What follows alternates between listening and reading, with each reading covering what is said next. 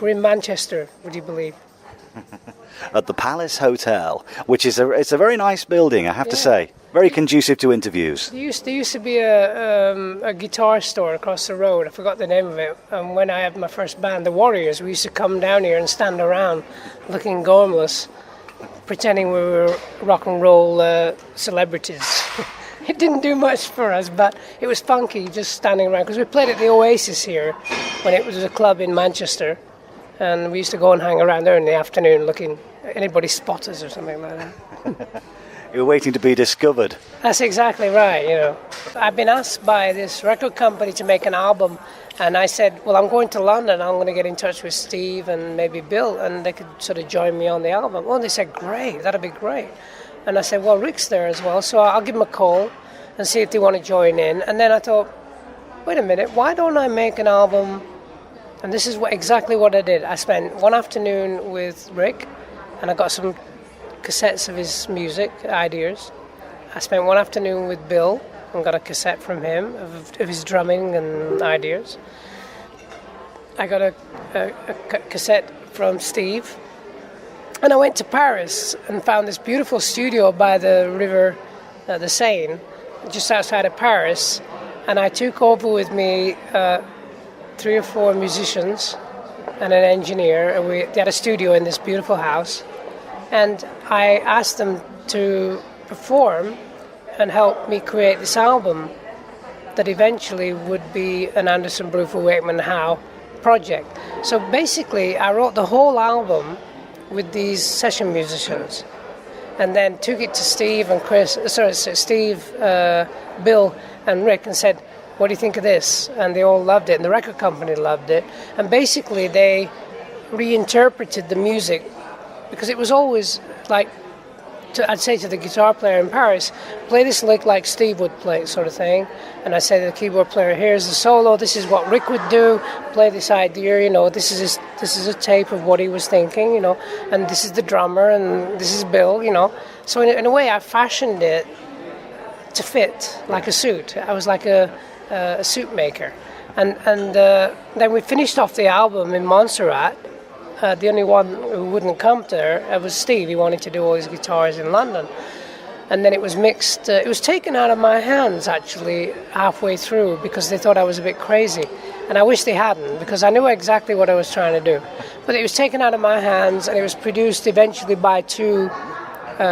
They mixed it in a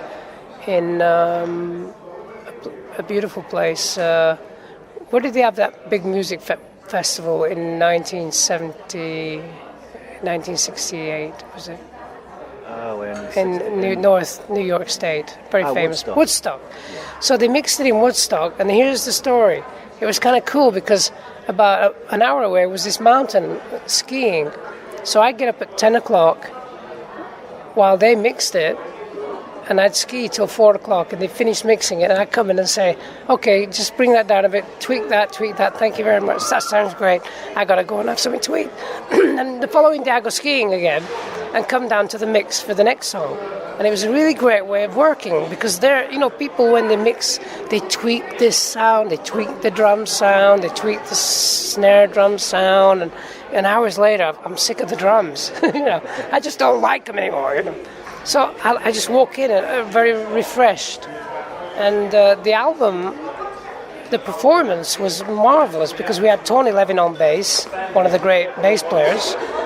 And it was just amazing how the audiences loved it. Wherever we played, and we recorded the DVD in San Francisco, near San Francisco. And the audiences were wild wherever we went.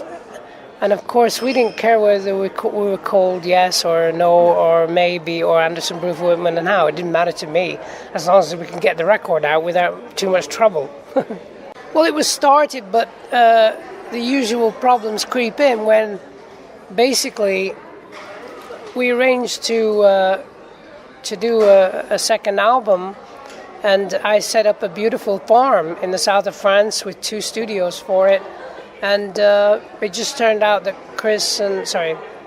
Freudian slip there. You have to edit that out. No, you don't have to.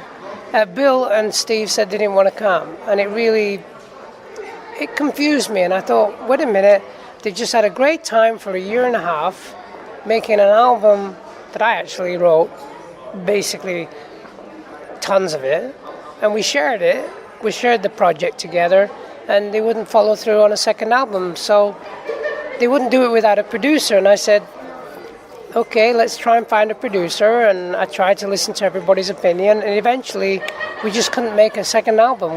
We got together with a producer and Tony Levin, and we all went in a big studio in another place in south of France, and we just couldn't work, and it just didn't happen, and there was no... I think I'd lost the impetus to help make it happen, or I don't know what the word is I'd lost the drive to help it work. So I just said, okay, guys, you want it your way, I'll just try and follow your train of thought. And for a month, we just went around in circles, and it didn't work. And then I had a phone call from Chris, and went over to LA, and then started thinking about, well, why don't we get a big album together with everybody in? Because I obviously can't function a second Anderson, Bruford, Wakeman Howe project.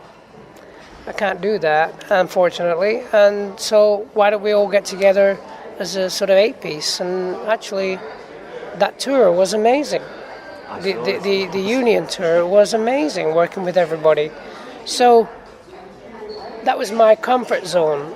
If I couldn't sort of generate the correct energy for everybody to want to do a second album as Anderson, Bruford, Wakeman and Howe, then why not move in a totally opposite direction? And it kind of freaked everybody out, but we did it.